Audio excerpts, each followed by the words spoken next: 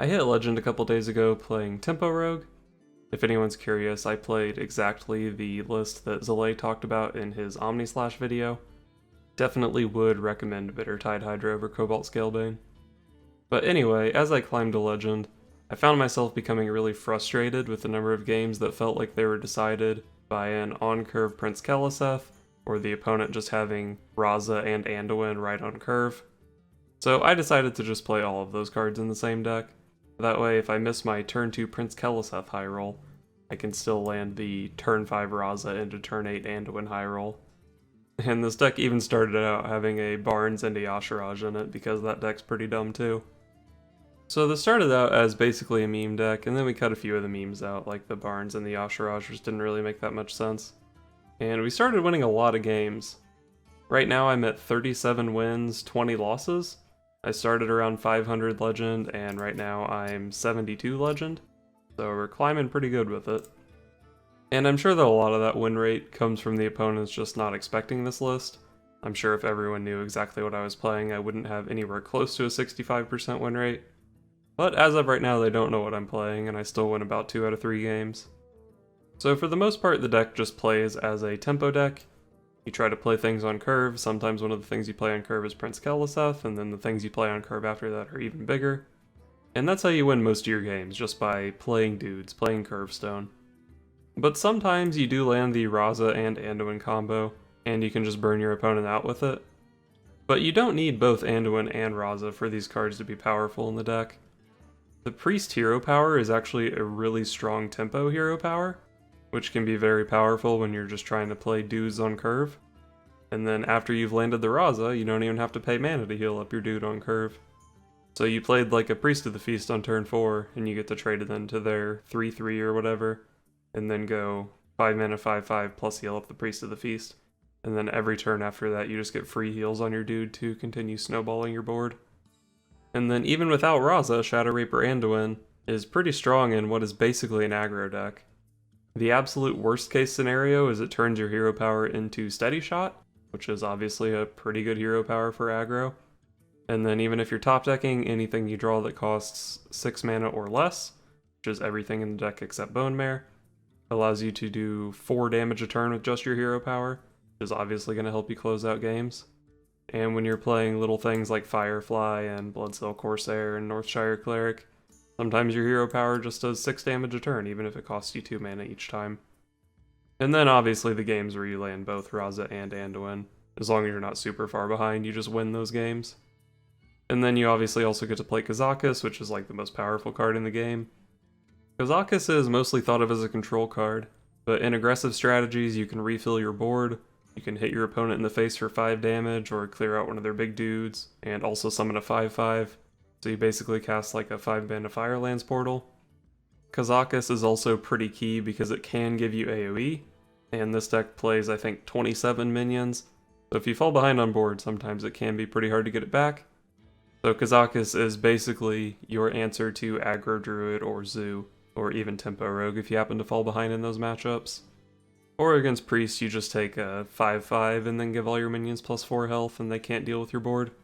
Man, CAuvCAs is a sick card. And then other than that, obviously we have Prince Keleseth. Kind of a bummer giving up things like Galaka Crawler and Shadow Ascendant and even Mana Geode, but this Prince Keleseth card is pretty strong. We're also playing Patches the Pirate because this is like the main reason that Keleseth is so strong. We're a Highlander list and we are Priest, so there aren't too many good pirates we can be playing. We just have 1 Bloodsail Corsair and 1 Southsea Captain, but so far I've found that to be okay. And I feel like if you're playing Keleseth, you pretty much have to be playing Patches. And then other than that, we're just kind of playing large dudes on curve. No one expects the Bittertide Hydra out of Priest. I'm even playing Draconid Operative, even though I'm only playing 2 other dragons in the deck, Cobalt Scalebane and Twilight Drake, because it's a 5 mana 5/6, which is pretty thick. And this card is really hard for Priest to deal with. They play Dragonfire Potion and then you just still have a 5/6. So with only 2 other dragons, most of the time you're just playing it as a pit fighter, but I'll take a pit fighter that doesn't get Dragonfire Potioned.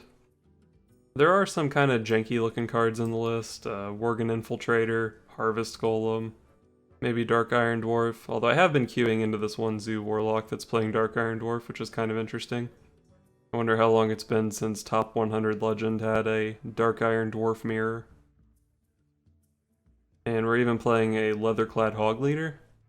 I'm not sure about the Hog Leader, but she's pretty big, and when you're playing against Jade Druid or Highlander Priest, which is like 50% of my ladder matchups, they pretty much always have like 6 cards in their hand, and no one expects the Leather-clad Hog Leader.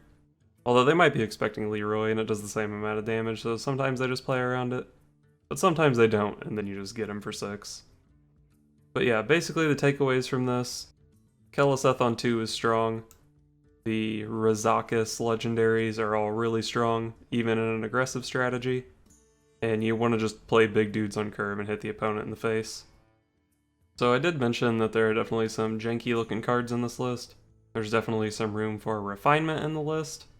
So if there's a janky card like Leather-clad Hog Leader that you don't appreciate, I'll throw up a list of some other cards that might make sense in this deck. And I'm not going to go through all 30 of these, but I'll mention a couple of them, I guess. Naga Corsair. Obviously you don't play weapons, but I did consider that maybe it's worth it to just have a third pirate in the list that pulls patches. And there is some slight synergy with the South Sea Captain, but I don't like it when my 4-mana card gets CAuvCAsrDAprLAsrLAqbOApDTApziAgAA. You can play Leroy Jenkins, but I feel like this deck is usually winning on board. You don't usually need just like a few points of burn. If you've got the board, you can usually hit the opponent in the face. You could try playing Dragonfire Potion, but kind of like Leroy, you're trying to win the board. You're not trying to fall behind and then catch back up. You do have Kazakus in the deck already, which can do that, but Kazakus is flexible. It can also be used aggressively, where Dragonfire Potion is usually just going to nuke your own board. And Prophet Velen is kind of the other big Highlander Priest legendary, but I just don't think it makes as much sense in this deck.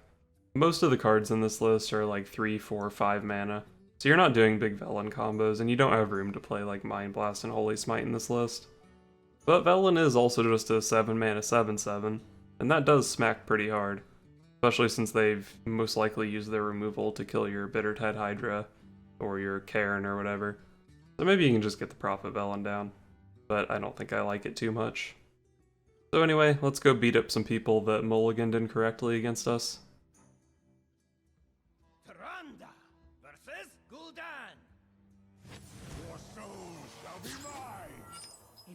Give me strength. So we definitely don't need Hydra against Warlock because it could be Zoo. We definitely want the 1-drop. Potion of Madness, how good is that against Zoo? Means that my Cleric plus his Voidwalker can trade into a Flame Imp. Probably pretty good to keep Potion of Madness.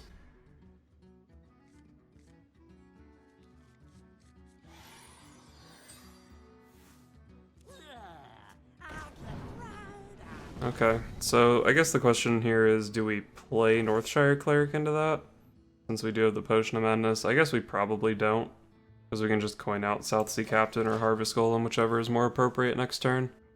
Or I guess if he plays like a Voidwalker, we could just Potion of Madness Northshire Cleric.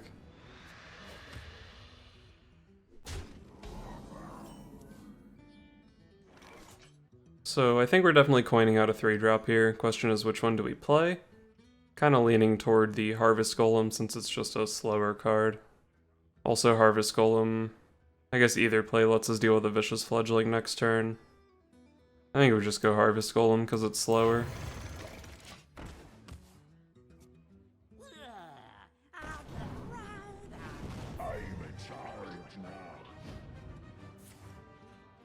Oh damn, that's pretty strong. He lost a Bone Mare though, so that's a lot of his late game potential.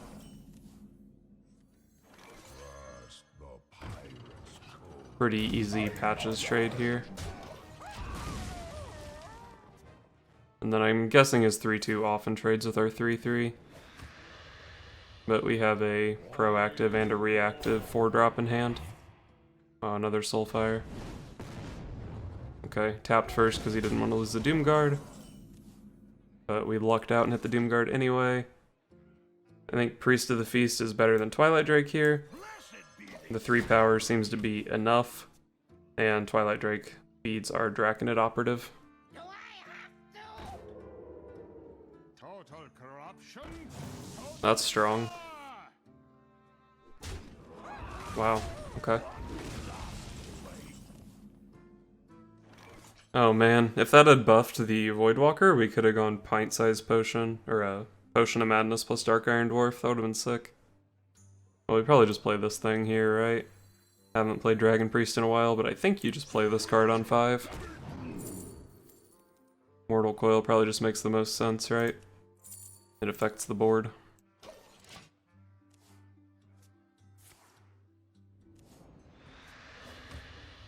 Total corruption, total power!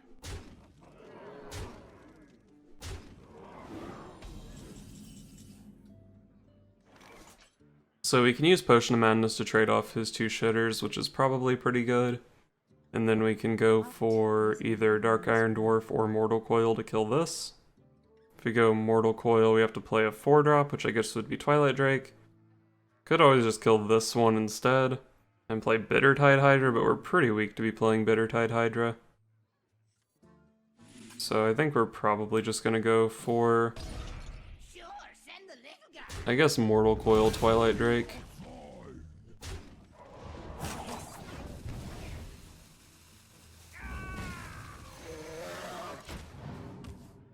So we've seen a Doomguard, we've seen a Bone Mare. Seen both Soulfires, I think. So he shouldn't have that much damage. Right now our goal is to kill him before he can play Blood Reaver Gul'dan.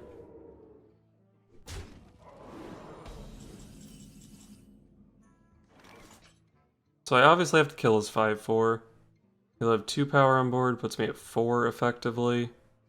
If I heal my face, I don't die to Bone Mare or Doomguard. Not sure if I can beat either of those anyway. Maybe I just need to try to kill him next turn and hope his next 2 draws are bad.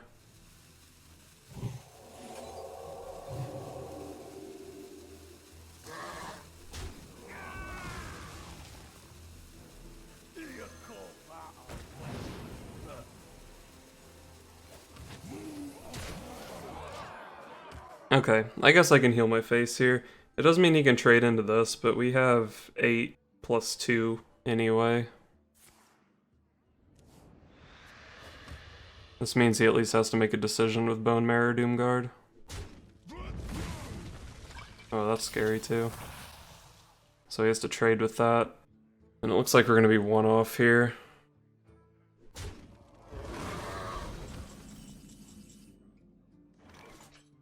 Right, we pulled patches already, so Bloodsail Corsair doesn't do it. What is a loon's Well, easy Soulfire or Doomguard.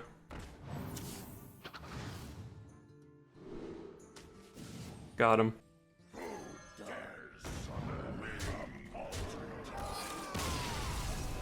I love that we discarded the Leatherclad Hog Leader, so he knows he lost to a Leatherclad Hog Leader deck.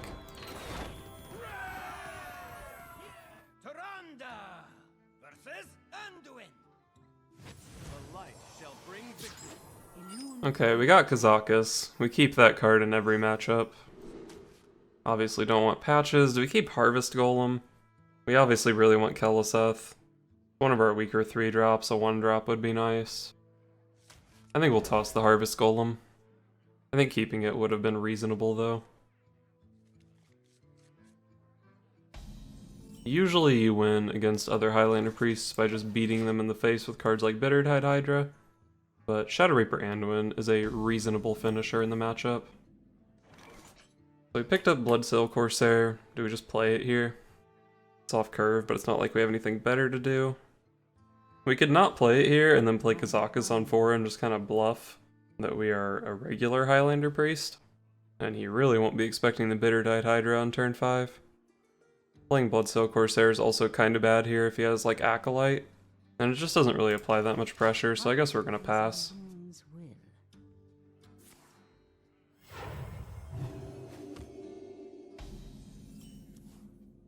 Okay, well, there goes the bluff thing. And since Patches is a 2/2 now, we'll go ahead and pull him.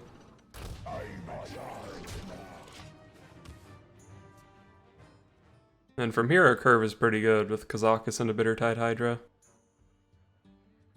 I could have pulled Patches as a 1/1 to make his Potion of Madness worse, But I don't think there's any way that's ever correct. Could have been interesting though.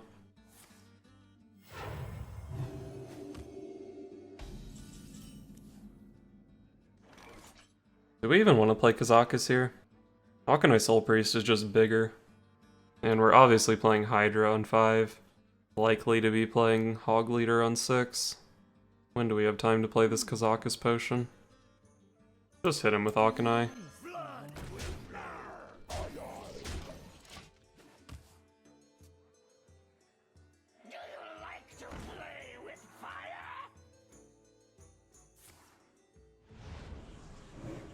Okay. That Pyro isn't super strong on its own. Alright, he still has coin. Well, that does mean he's not coining Shadow Reaper Anduin, which is good for me. Let's just hit him with the Hydra here. If he doesn't have Death, it's obviously very good. If he does have Death, then we just have Leatherclad Hog Leader for next turn. Oh, he picked that potion really fast. That is pretty scary. So I kind of want to send a Leatherclad Hog Leader at his face. We can just set him to 10 here. The problem is if that potion is like 5 damage plus AoE, or plus a Polymorph, or some combination of those, he can just deal with my board. And he did pick the potion really fast, so it's probably a pretty good one. But what's the alternative? We just play CAuvCAs, we still get wrecked by the same potion. I think we're just gonna hit him with the Hog Leader. Set him to 10, make him have the potion. If he does have the potion, we play our CAuvCAs, and it makes our res option quite a bit better. And if he doesn't have the right potion, sometimes he just like dies because of this play. Okay, he can still play the potion here. Obviously it's not AoE with that. Polymorph and summon a 5/5. Okay, so we're 2 damage off lethal here. We don't have too many 2 damage draws in the deck. We do have Potion of Madness, we have Dark Iron Dwarf. I think that's it. Well, that's obviously pretty good. Let's draw a card here. Sometimes it's lethal, sometimes it's not. And then we'll just get Raza online and hit him down to 2. We have Shadow Reaper Anduin in hand, so even if he just completely deals with this board, Shadow Reaper Anduin is often just good enough to get there. As long as he doesn't have like Greater Healing Potion or something, it should be. And even if he has that, we still have a lot of gas with CAuvCAs and Curious Glimmerroot. I must consider. And you know, sometimes he just can't even deal with my board and he dies.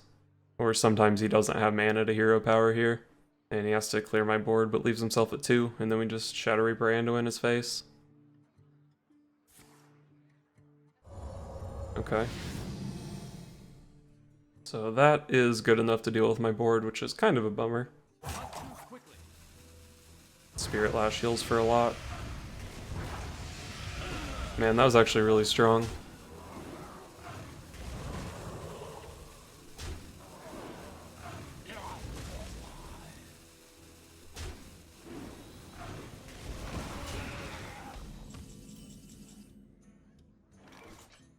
So we could just play Shadow Reaper Anduin here and get him for 2 or kill his Radiant Elemental.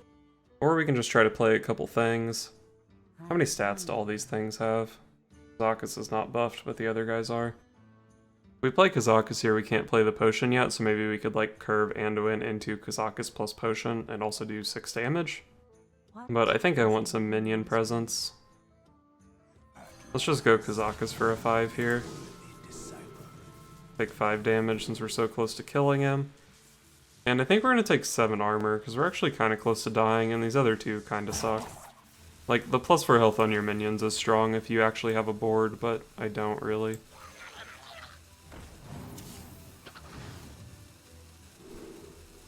Well, he just played Spirit Lash, so pretty sure that card's in his deck. That's going face pretty soon.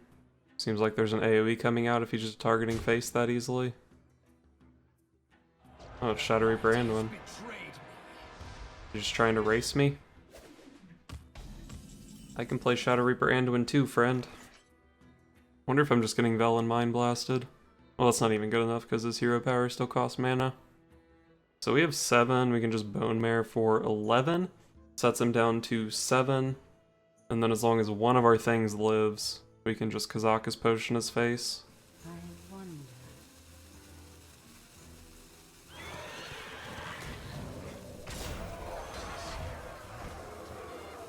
Serve or die. I'm kinda scared of Radiant Elemental.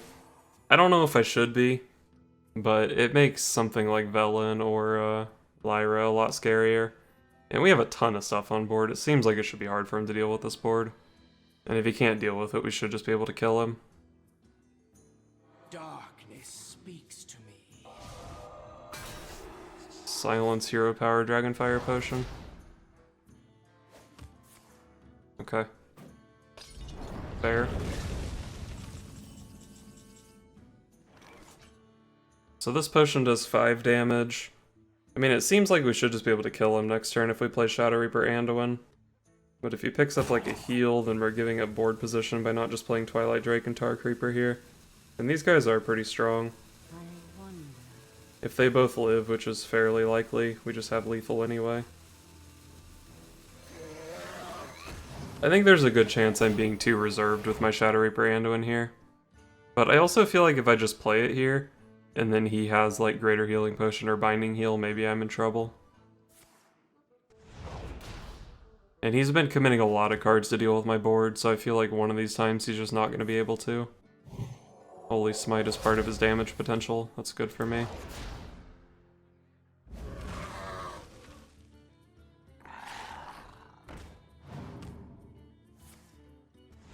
Okay, not too scared of the crab.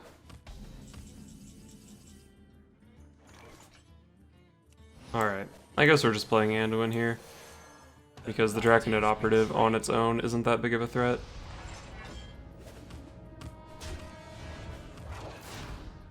I don't think I've seen a Shadow or Death yet, even. Maybe I have. It's very possible I could have just done this like 3 turns ago and won the game.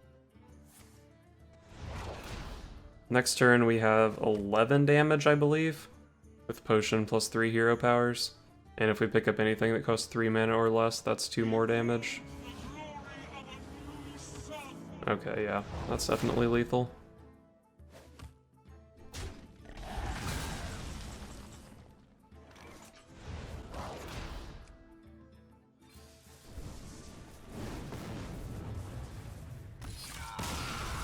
Well, we got there. I just wonder if we could have got there even sooner.